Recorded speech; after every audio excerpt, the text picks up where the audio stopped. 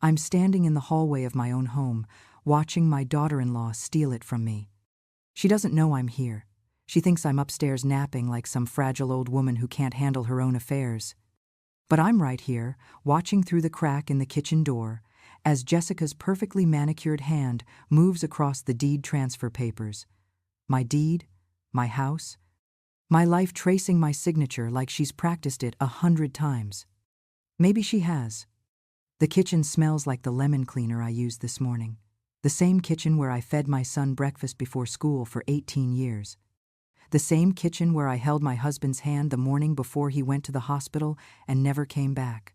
42 years in this house, and she thinks she can take it with a pen and a smile. Jessica's nails are painted coral pink. They don't shake, not even a little. My son sits next to her at the table. My Michael. The boy I raised, the man I thought I knew. He's scrolling through his phone like this is nothing. Like his mother's home isn't being stolen 3 feet away from him. I should feel afraid. I should feel helpless. Instead, I feel the same cold rage I felt when a senior partner tried to steal credit for my work 30 years ago. The same sharp focus I had when I caught an attorney falsifying documents. I spent 3 decades in law offices, watching people lie and cheat and forge signatures on papers they had no right to touch. I know exactly what Jessica's doing, and I know exactly what it means. "Did you find the notary stamp?" Jessica asks, her voice sweet as poisoned honey. Michael doesn't look up.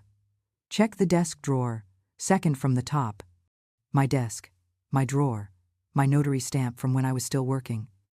Jessica stands, smoothing her designer jeans. She walks past me to the living room. I press myself against the wall, barely breathing. My heart is hammering, but my hands are steady. Through the doorway, I watch her rifle through my desk. She finds the stamp, holds it up to the light like it's a trophy. "Got it," she calls back. Michael finally looks up from his phone. "How long is this going to take?" I told Derek I'd meet him at 6. "Relax. Your mom's asleep. We have plenty of time." Your mom's asleep. Like I'm a child. Like I'm an inconvenience. Jessica returns to the kitchen, sits back down, and positions the stamp over the forged signature. My signature.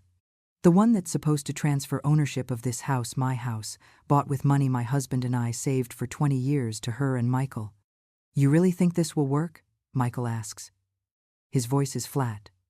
Bored, almost. "Baby, she's 71. She doesn't even remember what she had for breakfast half the time. If she asks questions, we'll just tell her she signed it and forgot." My knuckles go white against the doorframe. I've never forgotten a damn thing in my life. Jessica presses the stamp down. The sound it makes is soft, final, official. She lifts it and examines her work, tilting the paper toward the light streaming through the window. The same window where I used to watch Michael play in the backyard. The same window where I stood the day we buried his father. "Perfect," she whispers. Michael leans back in his chair. "So what happens now?" "Now we file it. By the end of the week, this house is ours. We can sell it, clear $500,000 easy, maybe more. Then we're out of here. $500,000. My home, my memories. My husband's grave is 10 minutes from here, and she wants to sell it so they can get out of here." "What about her?" Michael asks. "Where's she supposed to go?" Jessica waves her hand like she's swatting a fly. "There are facilities. Nice ones. She'll be fine." Facilities. She means a nursing home. She means locking me away so I can't ask questions. So I can't fight back. So I disappear into some beige hallway with fluorescent lights and the smell of antiseptic and forgotten people. My throat tightens. But I don't cry. I haven't cried since the funeral, and I'm not starting now. I spent 30 years watching people try to get away with fraud, forgery, elder abuse. I've seen every trick, every lie, every loophole. I've typed up the evidence that sent people to prison. And Jessica thinks I'm too old to know what she's doing. I take a breath, then another, and I step into the kitchen. They don't hear me at first. Jessica's sliding the papers into a manila folder, her smile satisfied and small. Michael's back on his phone. I clear my throat. They both freeze. Jessica's head snaps up. Her eyes go wide just for a second before she catches herself and rearranges her face into something that's supposed to look concerned. "Oh, you're awake," she says brightly. "We were just— I know what you were doing." The words come out calm. Steady. Colder than I feel. Jessica blinks. "I'm sorry?" I walk to the table. Slowly. My slippers barely make a sound on the tile floor. I stop right beside her chair and look down at the folder. "That's a beautiful signature, Jessica," I say. She smiles. It doesn't reach her eyes. "I don't know what you—" Too bad it looks nothing like mine when I'm actually holding the pen. The smile drops. Michael finally looks up. Jessica's mouth opens, closes, opens again. We were just organizing your paperwork. You asked me to help." "I never asked you to do a damn thing." My voice isn't loud, but it fills the kitchen like a thunderclap. Jessica stands up, the chair scraping against the floor. She's taller than me, younger, stronger, but right now she looks small. "You're confused," she says softly. Too softly. Like she's talking to a dementia patient. "You've been so tired lately. We're just trying to help." I reach out and pick up the folder. "Don't," Jessica starts. But I'm already opening it. The deed is right there. My forged signature at the bottom, still smudged from her hand. The notary stamp fresh and official looking. I look at Michael. My son. My baby boy who I rocked to sleep and taught to ride a bike and sent to college. "Did you know?" I ask him. He won't meet my eyes. "Mom, it's not— Did you know your wife was forging my signature?" Silence. Then quietly, "We need the money." Something breaks inside me. Not my heart, I think, that broke when his father died. Something sharper. Something that's been holding me together for 2 years. "Get out," I whisper. Jessica takes a step toward me. "Now wait just a— Get out of my house." She stops. I close the folder, hold it against my chest, and I look at both of them. These 2 people I let into my home, my life, my trust, and I see them clearly for the first time. "I want you both gone," I say, "now." Michael stands. "Mom, you're overreacting." "I'm calling my lawyer." Jessica's face changes. The fake concern drops away, replaced by something harder, colder. "What lawyer?" she asks. Her voice is different now. Sharp. "You can't afford a lawyer.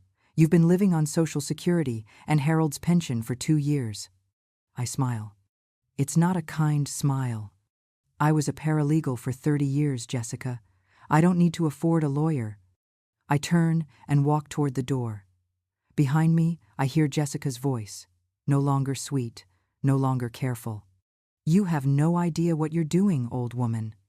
I stop in the doorway. "Don't turn around." "No," I say quietly. "You don't." And I walk out of my kitchen, the forged deed pressed against my chest, my hands finally starting to shake. Not from fear, from fury.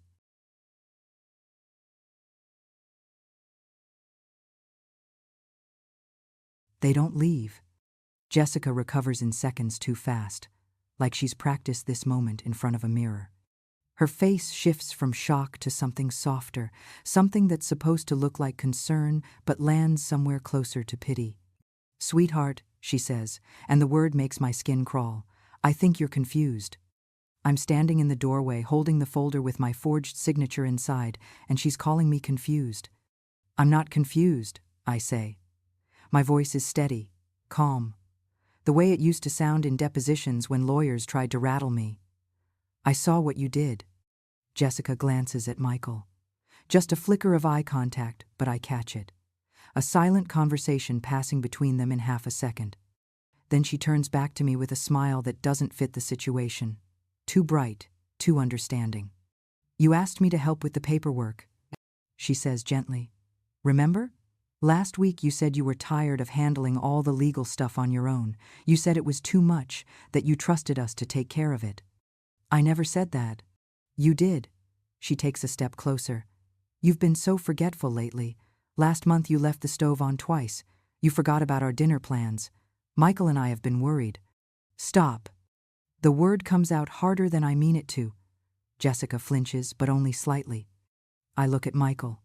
He's still sitting at the table, but he's watching now, waiting to see which way this goes.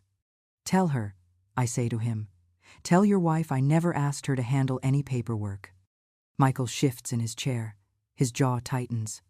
Mom, he starts, and I hate the tone he's using. Like he's talking to someone who needs to be handled. You have been pretty stressed, and you did mention that all the bills and the property taxes were getting hard to keep track of. That's not the same thing as forging my signature on a deed transfer. Nobody forged anything, Jessica says quickly. Too quickly. You signed those papers yourself. I watched you do it. I stare at her. She stares back. And in that moment, I understand. She's not just lying, she's committed to the lie. She's going to gaslight me until I doubt my own memory, my own eyes, my own mind.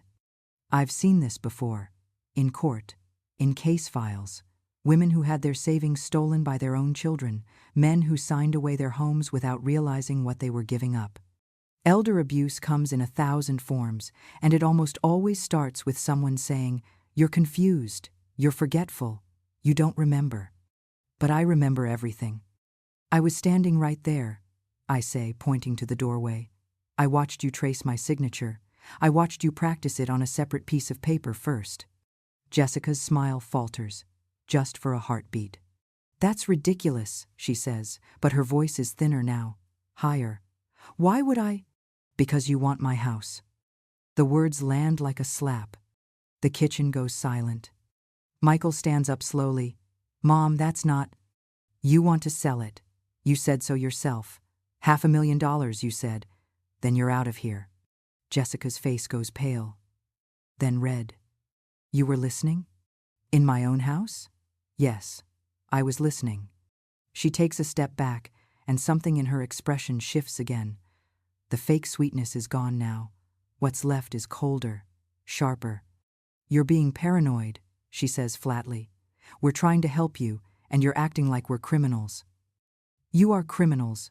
You forged a legal document. That's fraud. It's also elder abuse.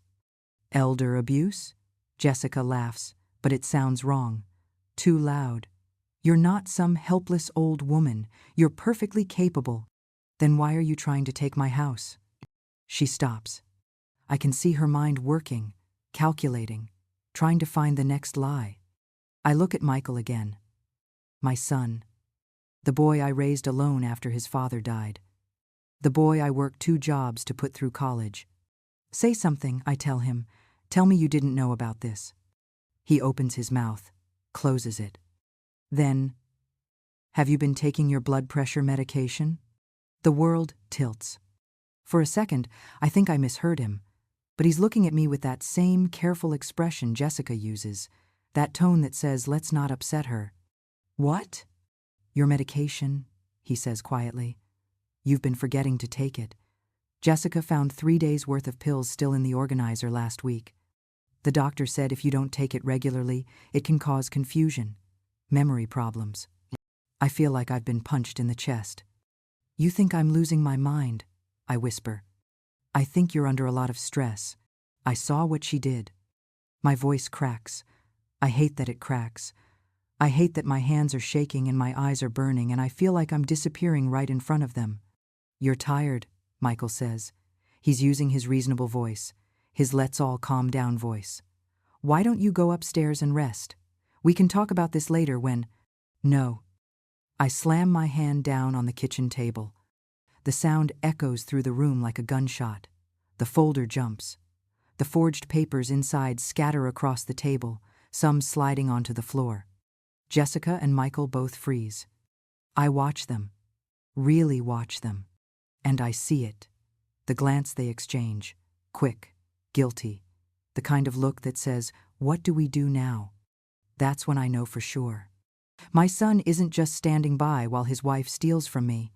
He's part of it. He's always been part of it. My chest feels tight, like something squeezing my heart with both hands. But I don't cry. I won't give them that. I bend down slowly. My knees protest, but I ignore them. I pick up the papers one by one. The forged deed. the notary stamp impression, the practice signatures on a separate sheet that Jessica thought she'd hidden. Evidence. All of it. Evidence. I fold them carefully, precisely, the way I used to fold legal documents before filing them in case folders, and I slip them into the pocket of my cardigan. Jessica watches me like I'm a wild animal. What are you doing? I'm calling my lawyer, I say. I turn toward the door. Behind me, Jessica's voice changes again. The fake sweetness is gone. What's left is cold and sharp as broken glass. What lawyer? She asks. You can't afford a lawyer. I stop in the doorway. Don't turn around. You've been living on Harold's pension and Social Security for 2 years, she continues. Her voice is different now, harder, meaner. You're barely making ends meet. You think you can fight us? You think you can afford to fight us? I feel my son's eyes on my back, waiting to see what I'll do. I turn around slowly. Jessica's standing with her arms crossed, chin up, confident. She thinks she's won. She thinks I'm trapped. She thinks I'm weak. I don't need to afford a lawyer, I say quietly.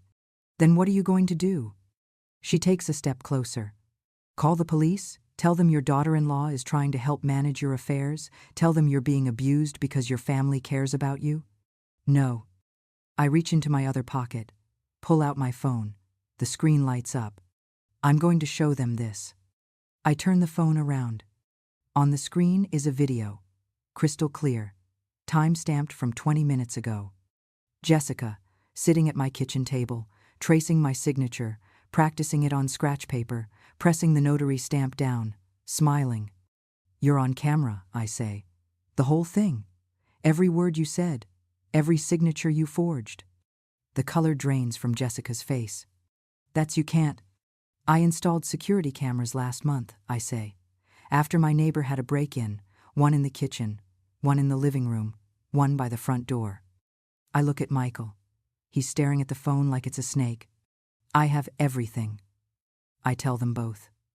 Every conversation, every lie, every moment you thought I was too old, too confused, too forgetful to notice what you were doing. Jessica's mouth opens.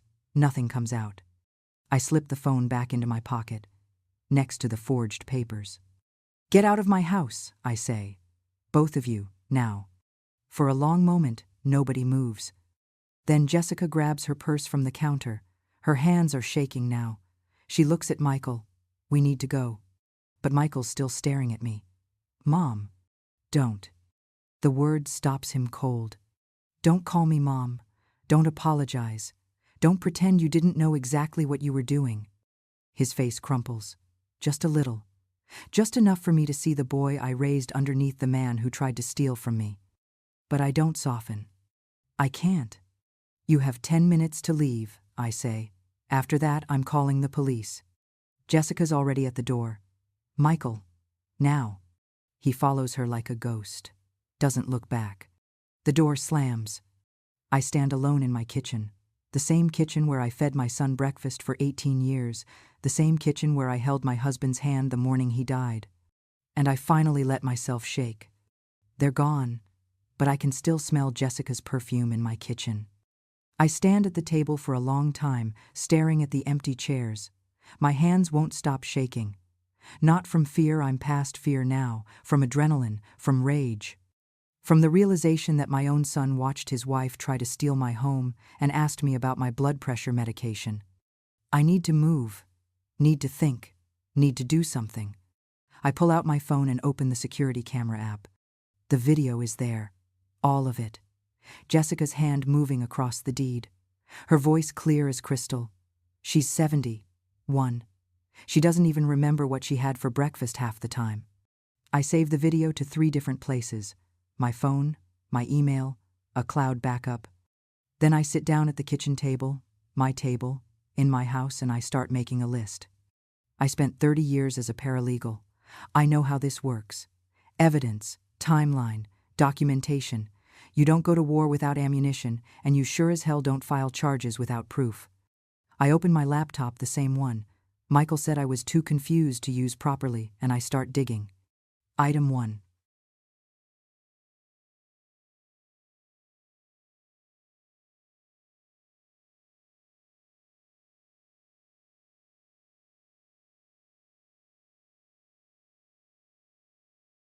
The security footage. I have 3 cameras. I installed them 5 weeks ago, right after my neighbor Rosa had someone break into her garage. The installer was a nice young man who showed me how to access everything from my phone. Jessica and Michael didn't notice them. Why would they? Old people don't understand technology, right? We can barely work our phones. Except I've been backing up files and organizing digital records since before Jessica was born. I download every video from the past 6 weeks. Jessica and Michael have been here a lot, too much, always when I was supposedly napping or at my doctor's appointments. On the screen, I watch Jessica going through my desk, my filing cabinet, my mail. She's been planning this for weeks, maybe months. Item 2. The bank statements. I log into my online banking. My password is strong, a mix of numbers and letters that I change every 60 days. Force of habit from working in law offices where security breaches meant lawsuits. I pull up 6 months of statements and start going through them line by line. There. A check made out to Jessica. $400. Memo line says loan. I never wrote that check. I keep scrolling. Another one, $600. 2 months ago. Another, $350. My hands stop shaking. They're steady now. Cold. Focused. I pull up the scanned images of the checks. The signatures look like mine, almost, but the pressure is wrong. The loop on the G in my last name is too wide. I've signed my name approximately 10,000 times in my life. I know what it looks like. These aren't my signatures. Item 3. The paper trail. I go to my filing cabinet, the one Jessica was searching through on camera last week. Inside, I keep everything. Harold taught me that. Document everything, he used to say.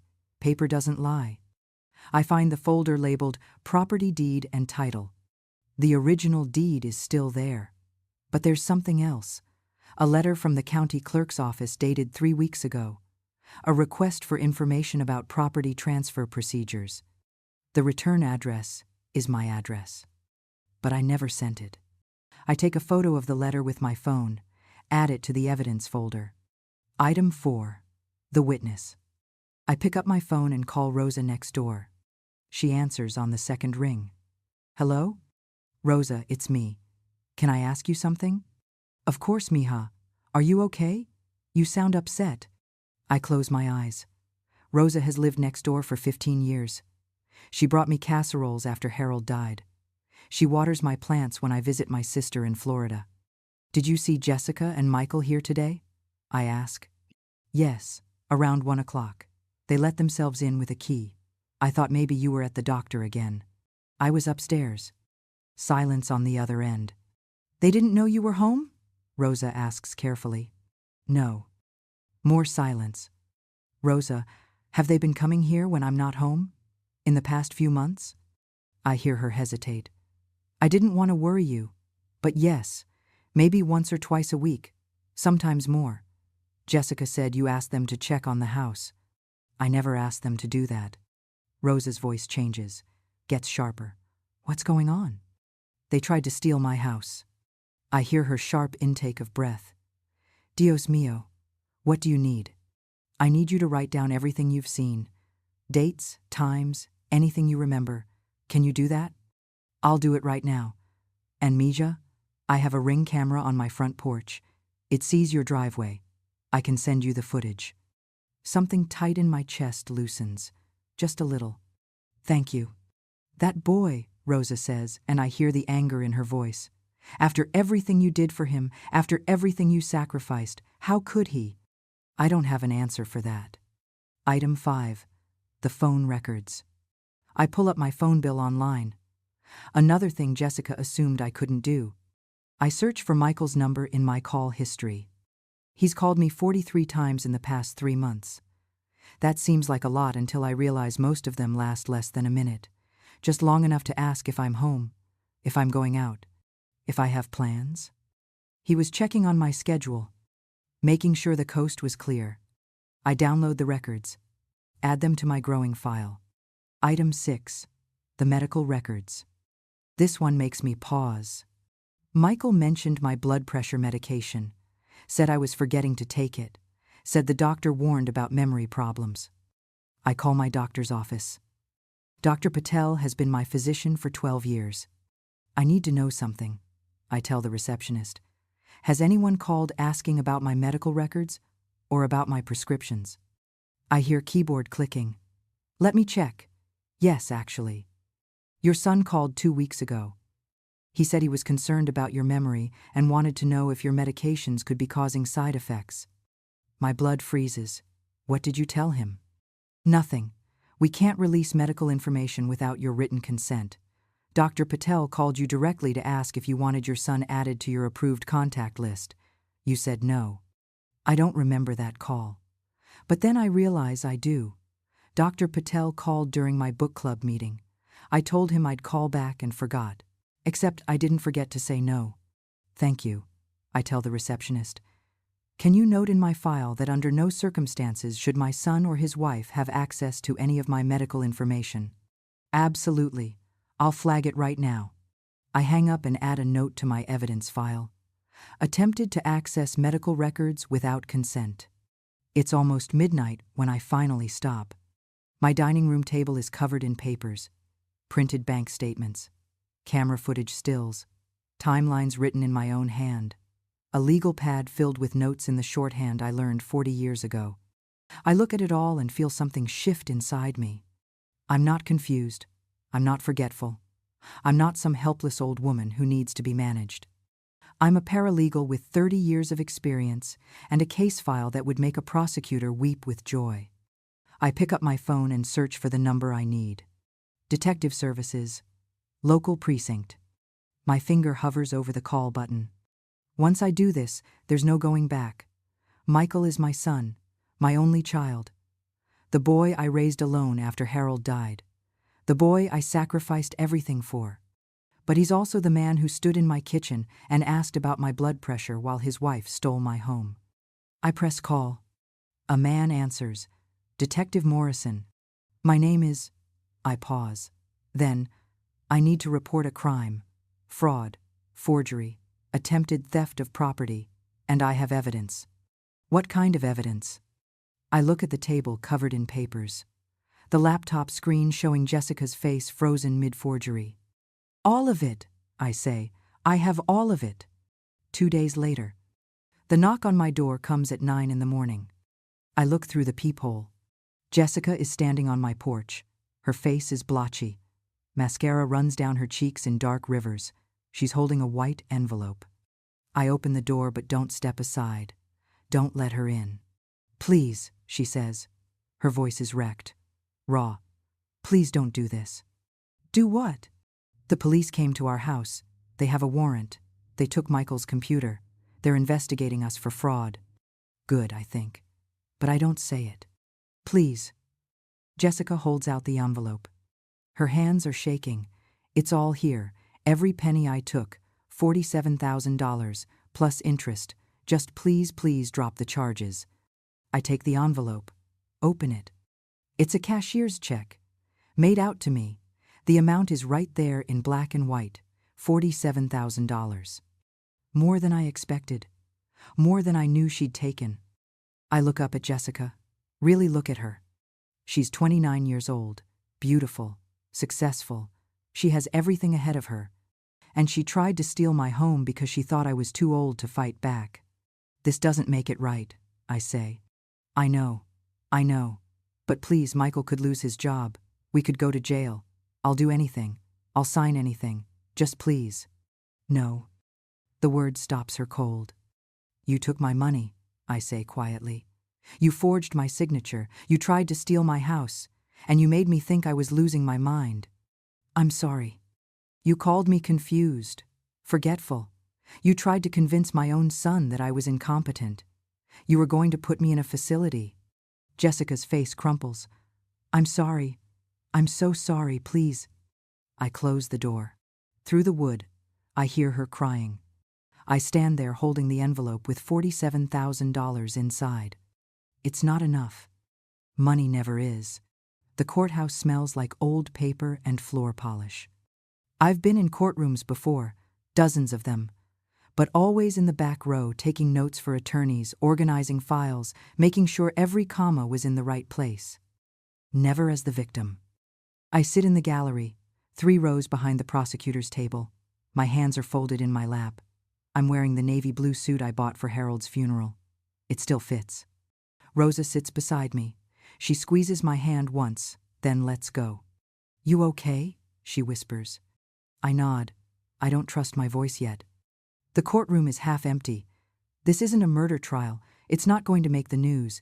It's just an old woman and her son and his wife and a pile of forged documents.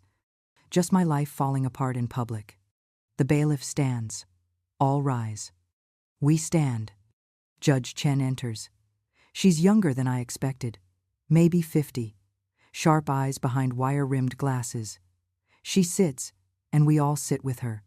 Case number 4, 7C, C2891. The bailiff announces. People versus Jessica Ann Chen and Michael David Thornton. Charges of fraud, forgery, attempted theft of property, and elder abuse. My son's last name, Harold's last name, being read out like he's a criminal. Because he is. The door at the side of the courtroom opens. Jessica enters first. She's wearing a gray dress that probably cost more than my mortgage payment. Her hair is pulled back, no makeup, trying to look innocent, sympathetic. She doesn't look at me. Michael comes next. He's wearing a suit I bought him for his college graduation. His face is pale, hollow, like he hasn't slept in days. Good. They sit at the defense table with their lawyer, a man in an expensive suit who looks bored already. The prosecutor stands. Her name is Amanda Reeves. She's 36. I know because I looked her up. She handles elder abuse cases, has an 87% conviction rate. Your Honor, she begins, the people are here today because the defendants engaged in a calculated, premeditated scheme to defraud the victim of her home and her savings. A home she's lived in for 42 years, savings she accumulated over a lifetime of work. Jessica's lawyer stands. Your Honor, my clients dispute these charges. This is a family matter that's been blown out of proportion. Mr. Sullivan, Judge Chen interrupts. You'll have your chance. Sit down. He sits. Amanda continues. The victim, age 71, installed security cameras in her home after a neighbor experienced a break-in. Those cameras captured the defendant, Jessica Chen, forging the victim's signature on property deed transfer documents. We have video evidence. We have the forged documents. We have bank records showing a pattern of fraud going back 6 months. $47,000 stolen through forged checks. I hear someone gasp. Maybe it's me. Additionally, Amanda says, the defendants attempted to manipulate the victim into believing she was suffering from memory loss and cognitive decline. They tried to access her medical records without consent. They isolated her from her support system. This is textbook elder abuse, Your Honor. Judge Chen looks at the defense table. Mr. Sullivan? The lawyer stands. He's smooth. Practiced. Your Honor, my clients deeply regret the misunderstanding that occurred. Miss Chen was attempting to help her mother-in-law manage her affairs. By forging her signature? The judge asks. Miss Chen made an error in judgment. She was concerned about her mother-in-law's well-being and took steps she now realizes were inappropriate. However, this is a family dispute, not a criminal matter. My clients have returned all funds taken, with interest. They're willing to accept a plea deal. No. The word comes from behind me. I realize it came from me. Everyone turns. Judge Chen looks at me over her glasses. Ma'am, you'll have a chance to speak shortly. I nod. Sit back down. My heart is hammering. Rosa squeezes my hand again. The proceedings continue. Amanda presents evidence. The security video plays on a screen at the front of the courtroom. Jessica's face fills the frame, her hand moving carefully across my signature. She's 71.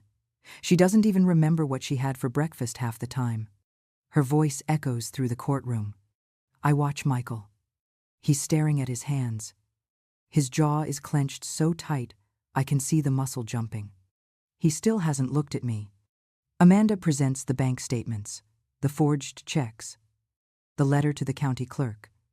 The phone records showing Michael calling repeatedly to check if I was home. The defendants treated the victim like an obstacle. Amanda says. Something to be managed, manipulated, eventually removed. They discussed selling her home and placing her in a facility against her will. Judge Chen's expression doesn't change, but something flickers in her eyes. Miss Reeves, I'd like to hear from the victim now. My stomach drops. Amanda turns to me, nods. I stand up. My legs feel weak, but I walk to the front of the courtroom and sit in the witness box. The bailiff swears me in. My hand shakes on the Bible. Amanda approaches. Her voice is gentle. Can you state your name for the record? I do. My voice sounds small in the big room. Can you tell the court what happened on the afternoon of October 1st? I take a breath. Then I tell them everything. I tell them about watching Jessica forge my signature, about Michael asking if I'd taken my blood pressure medication, about being called confused, forgetful, paranoid. I tell them about the security cameras, about finding the forged checks, about realizing my own son was helping his wife steal from me. Did you give them permission to access your bank accounts? Amanda asks. No. Did you ask them to handle any paperwork related to your property? No. Did you ever sign documents transferring ownership of your home? No. Amanda nods. Thank you. No further questions. Mr. Sullivan stands. He approaches slowly, carefully. Ma'am, he says, you've had a difficult 2 years since your husband passed, haven't you? Yes. You've been lonely, isolated. Depression is common in widows your age. Objection, Amanda says. Relevance? I'm establishing the victim's state of mind, Your Honor. Judge Chen nods. Overruled. But get to the point, Mr. Sullivan. He turns back to me. Isn't it possible that you misunderstood what you saw? That your daughter-in-law was trying to help? I'm 71, I say. Not stupid. Someone in the gallery laughs, too grief-stricken to know when someone's stealing from me. Ma'am, I was a paralegal for 30 years. I know what fraud looks like. I know what forgery looks like. And I know what my own signature looks like. I look past him to Michael. Finally, he looks back. I raised you alone, I say quietly. Not to the lawyer. To my son. After your father died, I worked 2 jobs to keep you in school. I taught you right from wrong. I taught you to be honest, to be kind. Michael's eyes are wet. And you stood in my kitchen and watched your wife steal my home. You asked me about my medication instead of defending me. You made me question my own mind. A tear rolls down his cheek. I would have given you anything, I whisper. Anything you asked for. All you had to do was ask. The courtroom is silent. Mr. Sullivan clears his throat. No further questions. I step down. My legs barely hold me. Amanda presents her closing argument. Mr. Sullivan presents his. They talk about intent and premeditation and mitigating circumstances. But all I can see is Michael's face. Finally, Judge Chen speaks. I've reviewed the evidence. The video footage is clear. The forged documents are clear. The pattern of theft is clear. She looks at Jessica and Michael. Stand up. They stand. Jessica Ann Chen, you are found guilty of fraud in the 2nd degree, forgery, attempted grand theft, and elder abuse. Michael David Thornton, you are found guilty as an accessory to fraud and elder abuse. Jessica makes a sound like a wounded animal. Sentencing will be as follows. Miss Chen, 18 months in county jail, followed by 3 years probation. Mr. Thornton, 12 months in county jail, followed by 3 years probation. Both defendants will complete 100 hours of community service in elder care facilities. Full restitution has been paid, but both defendants are barred from contacting the victim for 5 years. Jessica's lawyer starts talking, appealing, arguing, but I don't hear it. 18 months. 12 months. My son is going to jail. Judge Chen bangs her gavel. Court is adjourned. Everyone stands. Jessica is crying. Michael is staring at nothing. I watch the bailiff lead them away through a side door. Michael looks back once. Our eyes meet. And I see the boy I raised. The boy who used to bring me dandelions from the yard. The boy who cried when his goldfish died. The boy I loved more than my own life. But I also see the man who tried to steal my home. I don't wave. I don't smile. I just watch him disappear through the door. 3 weeks later, the knock on my door comes at sunset. I know who it is before I open it. Michael stands on my porch. He's thinner. His hair is longer. He's holding a folder in both hands. "Mom," he says. I don't correct him this time. Can I come in?" I should say no. I should close the door. But I step aside. He walks into the house slowly, like he's visiting a museum, looking at everything like he's seeing it for the first time. "I came to bring you these," he says, holding out the folder. I take it. Open it. Divorce papers. Signed by both him and Jessica. "She's filing for divorce," he says. "Her lawyer says it'll help with the appeal. Show remorse. Distance herself from me. Will it work? I don't know. I don't care." He sits at the kitchen table, the same table where his wife forged my signature. "I didn't know," he says quietly. "At first, she told me you'd agreed to let us help manage things, that you'd asked her to handle the paperwork. I believed her." "When did you know?" He looks up. His eyes are red. "The checks. I saw one in her purse. Your signature looked wrong. I asked her about it." "And?" "She said you'd been shaking when you signed it, that you'd asked her to help steady your hand." He laughs. It's a bitter sound. I wanted to believe her. We needed the money so badly. My job was cutting hours. We were behind on rent. And this house, Mom, it's worth so much. "So you let her steal it?" "I let her steal it." Silence falls between us. "I didn't know about the deed until that day in the kitchen," he says. "When you walked in and said you'd been watching, I knew then. I knew what she'd done, what we'd done. You asked me about my medication." "I know." His voice breaks. "I know. I was scared. I panicked. I thought if I could make it seem like you were confused." He puts his head in his hands. "I'm sorry. I'm so sorry." I sit down across from him.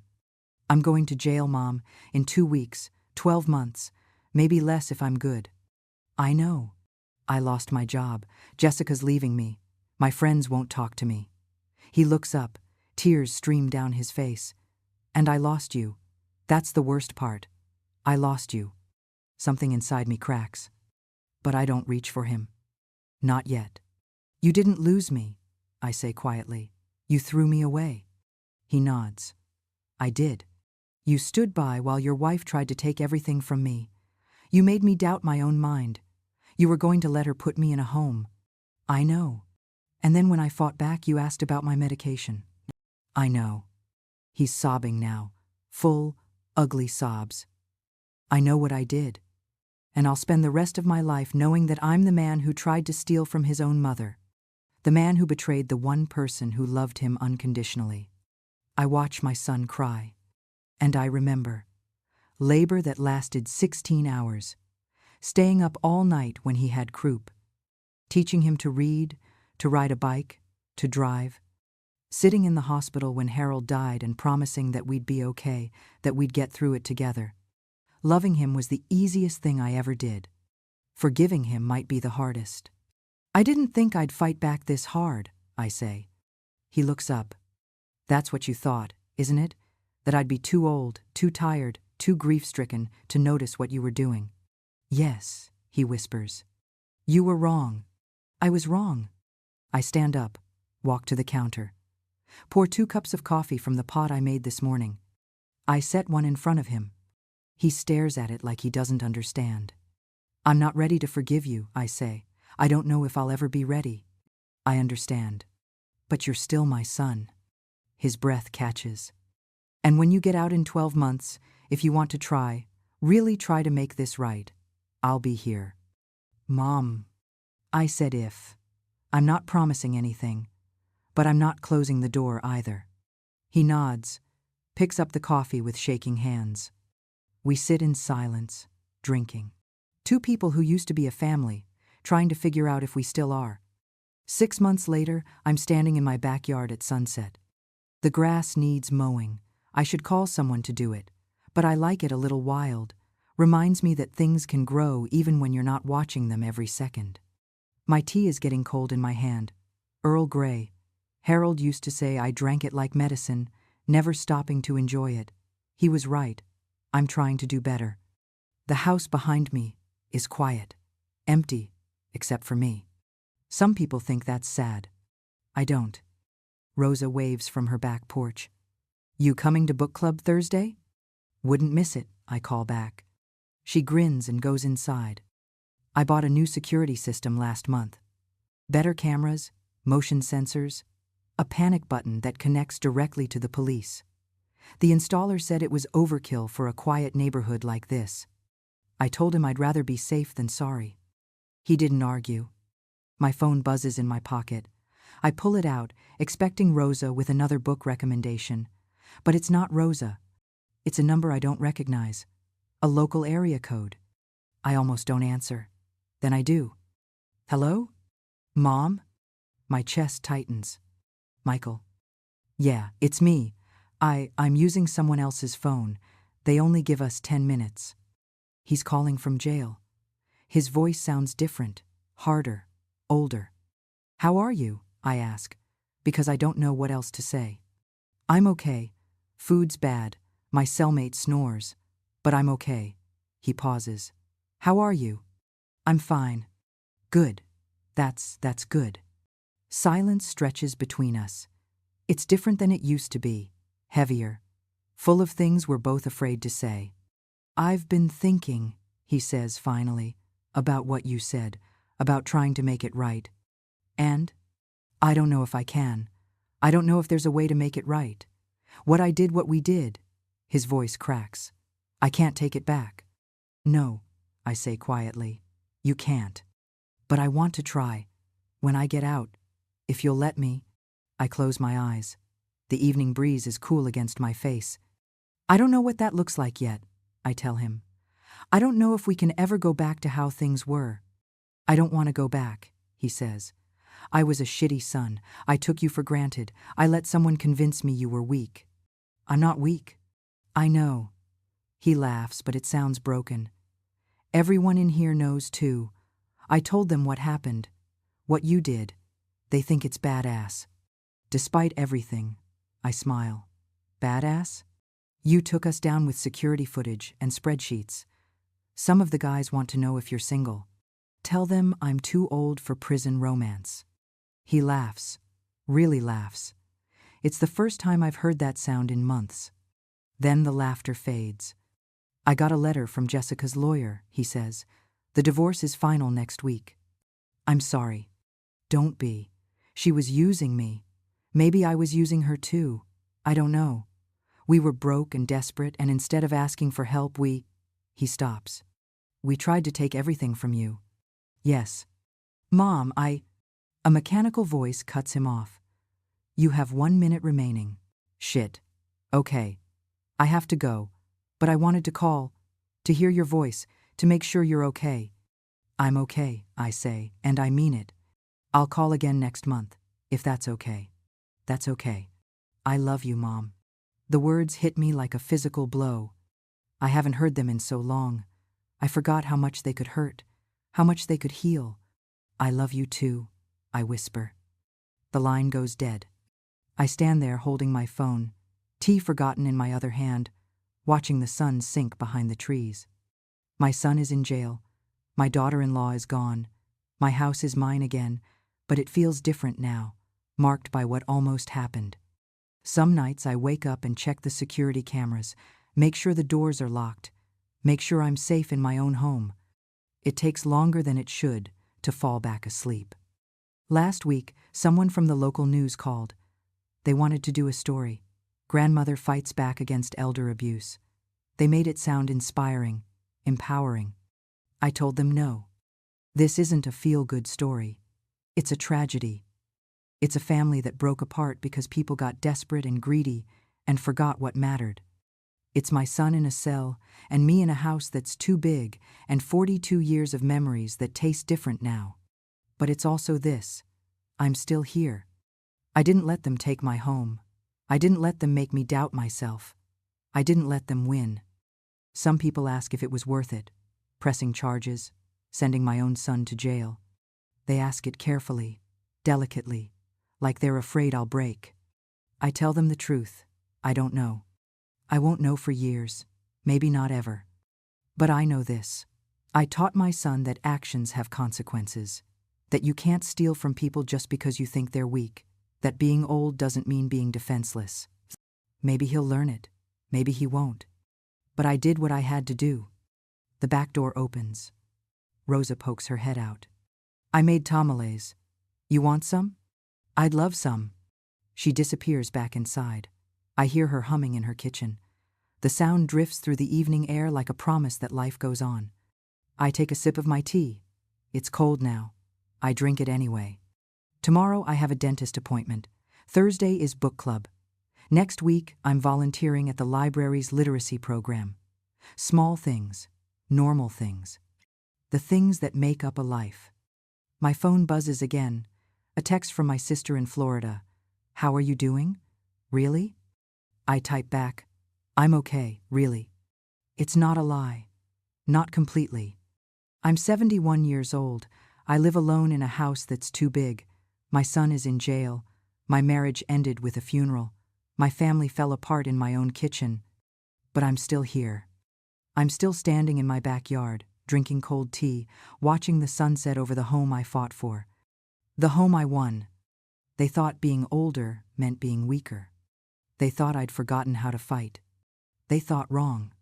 And maybe that's enough. Maybe that has to be enough.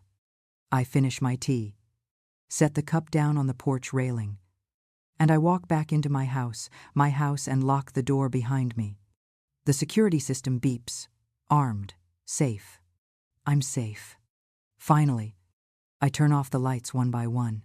The kitchen where Jessica forged my signature, the living room where Michael asked about my medication, the hallway where I stood and watched them try to take everything.